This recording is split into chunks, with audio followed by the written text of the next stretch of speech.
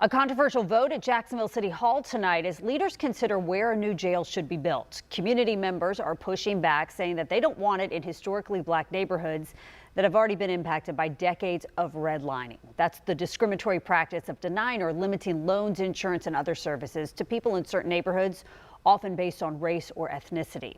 But not everyone on council agrees on when or how to address those concerns. Our Christina Burgess joins us live tonight outside City Hall with the update. Christina? Heather, the issue is about more than just a jail location. For many residents, it's about history repeating itself. And some local leaders say they want to protect those communities, but others argue that it may be too soon to make that call.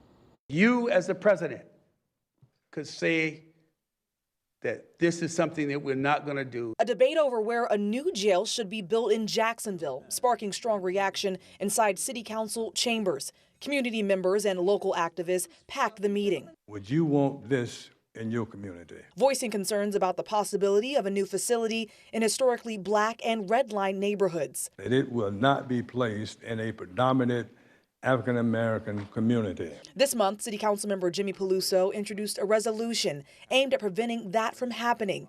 The proposal would have put in writing that no part of a new jail should be built in areas that face decades of discriminatory housing policies. But council committees voted it down. However, it was brought back before a full city council for a vote Tuesday night. This resolution is deeper than the location of a jail. It is about trust, equity, and whether we are willing to say that every neighborhood in Jacksonville deserves dignity, opportunity, and investment. Residents say this isn't about one building, but a pattern. We're tired. Brentwood is the dumping ground for Jacksonville, and we deserve better. The liquor store was a red line. 300 by the mall, red line. Forensic lab, red line. 100 homeless unit, red line. We've seen this a lot in this city. We've said to these communities before, don't worry, it's not going to happen again. Don't worry. Why would it? And then it does. While some council members supported it, I'm going to support this because we do need some guardrails in place. the majority of council felt the bill was premature, resulting in it failing in a 5-12 vote. This legislation does nothing to protect the community. It's premature. This is just performative garbage. But I do absolutely agree with Ken Amaro.